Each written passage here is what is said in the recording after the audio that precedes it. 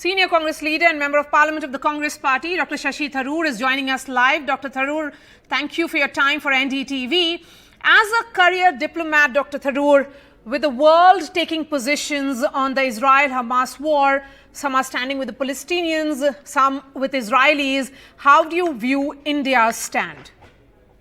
Look, I think India has so far, judging by the Prime Minister's tweets, taken a stand unambiguously on the side of the Israelis who've been subject to this unjust and inhumane attack by the Hamas terrorists. And as far as we're concerned, I think that's fine as far as it goes, but it doesn't go far enough because there is a broader picture that seems to be missing from the traditional Indian position, which is that while we unreservedly condemn terrorism, and there's no way we'll condone any act of terror against innocent civilians, and this was really quite heinous, the truth still is that there is a broader policy that should have been affirmed, which is the equal rights of both Israelis and Palestinians to live in peace, in security, and in dignity behind safe borders. Right now, of course, neither of them is being able to do so. But the fact is that for the bulk of the time since the peace initiatives of a quarter of a century ago, the Palestinian side, particularly the PLO, the Palestinian Authority headquartered in Ramallah, has been keeping its end of the bargain. And it's the Israeli side that hasn't been doing so with its continued settlement activity and the continuation of a dehumanizing occupation. So we would have liked the Prime Minister, ideally, to also remember to assert the rights of the Palestinians, not to conduct terror. I don't think Hamas represents all Palestinians. It is a group that performed one action. From our point of view, the Palestinian people have a larger set of rights that India has always stood behind, and that should not be forgotten. And are the ruling party and opposition party on two different viewpoints when it comes to this war? I don't really think so. I think it's merely the perception that perhaps the government has taken at this moment a one-sided view, which is perhaps appropriate given the shock and suffering in Israel. But we do feel that the government can't afford to lose sight of the broader picture, and it has chosen so far to ignore that aspect of it. Now, let me just say that on these matters, I've always believed that there is no real such thing as a BJP foreign policy and a Congress foreign policy. There's only Indian foreign policy and Indian national interests. It's in our national interest to see a just solution in that part of the world. That is a just solution that is fair to both Israelis and Palestinians.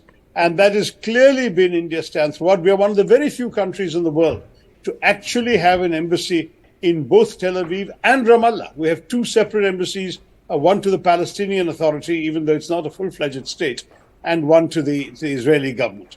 And I must say that reflects our even-handedness. I would have liked to have seen a bit more of that even-handedness in the Prime Minister's and the government statement. In fact, so far there hasn't been anything coming out of the MEA, much to the surprise of many watchers in the diplomatic community. And I would say that we should perhaps see from the MEA a more balanced statement that reflects the overall picture. But if you look at the tweet that was put out by Prime Minister Modi yesterday of his conversation with his Israeli counterpart, he said that he has communicated that India stands with Israel because of what has happened, but at the same time, terrorism in its forms and manifestations have to be condemned. So do you think what was used famously by Prime Minister Modi in the past, that this is not an era of war, is something that will be going forward India's stand? Because as you said, that there is no two different foreign policy, or the Congress or the BJP, it's India's foreign policy, Dr. Tharoor. Yeah, so from my point of view, we understand, I think that that the PM is totally right. That particular formulation, that terrorism has to be condemned in all its forms and manifestations, goes back in Indian usage to more than 15 years, to when we were in power. It's the right formulation. We certainly support that formulation. But as I said, it's not enough. There has to be a little more. But on that, we don't disagree. I think terrorism must be condemned in all its forms and manifestations. We said that after 2008. We've said it after every similar attack. And the Prime Minister is right to say it again to the Israelis. We have a valuable strategic relationship with the Israelis, but we also have a long record of close support for the rights of the Palestinian people, Maria, and we shouldn't convey the impression that we have forgotten that. We want peace in the region. The region seemed to be heading towards greater peace, including between the Arab countries around the region and the state of Israel. You remember, it's not that long ago that we signed up to I2U2, which is Israel, India, the UAE, and the US. A very interesting initiative of the Jewish state, an Arab state, and two pluralist democracies that have an interest in both sides. I mean, that's the kind of thing that was happening. There was very, very strong indications that the Saudis and the Israelis were on the verge of signing some sort of peace accord and normalizing relations. Yes, this incident is going to obviously throw all that deeply into kilter, into indefinite delay, certainly. And I don't expect that many of these Arab countries will be happy with what Hamas has done. I doubt very much that the PLO sitting in Ramallah is happy with what Hamas has done. No one is going to condone or extol terrorism except a handful of diehards. But nonetheless, the terrorism is inexcusable, but one could argue that a lot of what's happened in the other direction through this prolonged occupation is also, and settlement building, is also inexcusable. One view is, Dr. Tharoor, that the CWC resolution did not really mention the brutality against Israeli citizens very strongly, and it was not as strong as what Government of India's statement has been about unequivocal condemnation, which you are saying. You know, could the Congress have been more direct, given the fact that there are over 3,600 people who have died on both the sides and the casualties is only increasing? While you're talking about lots more is expected from the India side as far as within your party is concerned, sir.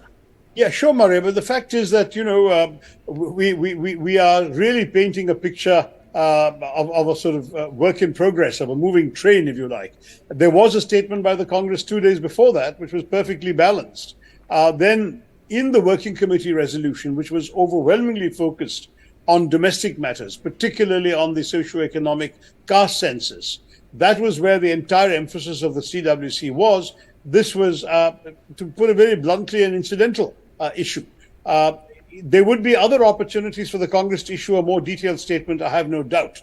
And a more detailed statement would probably go in the direction that you're implying. I mean, I would imagine that from the Congress point of view, there is a lot to be said. And it will, as the situation evolves, what we are saying too will be added to and amplified.